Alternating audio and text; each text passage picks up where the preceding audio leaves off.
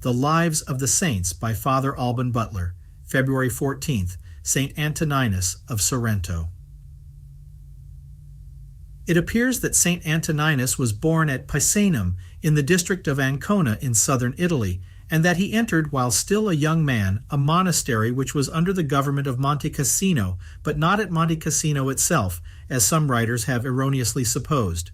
The sackings of Duke Sico of Benevento forced him to leave his convent. He then went to Castellamare, near Sorrento, together with Bishop St. Catellus, who received him very cordially, and with whom he soon became intimate friends. They worked together, and when St. Catellus retired to lead for a time a solitary life on an isolated mountaintop, he entrusted to St. Antoninus the care of his diocese. Soon, however, Antoninus followed his friend to the isolated life.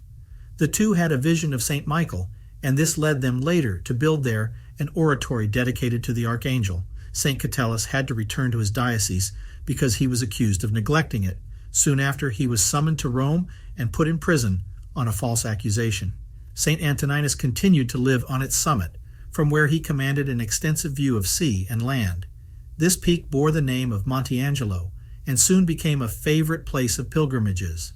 After a time, the inhabitants of Sorrento begged him to come and live among them, for their bishop was in prison, and they thought that Antoninus would be their help and support.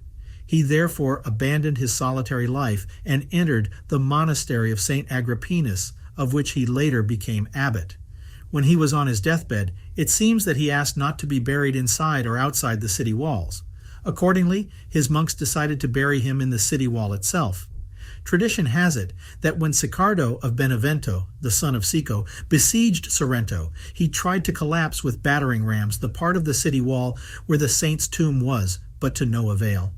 During the night, St. Antoninus appeared to Sicardo and, after reviling him, severely beat him with a stake. In the morning he found himself full of cardinals, and when he was consulting with his counselors, they gave him notice that his only daughter was possessed with demons and was tearing her garments like a madwoman. On inquiring, he discovered that this had happened to her at the very hour when the attack on the wall had begun.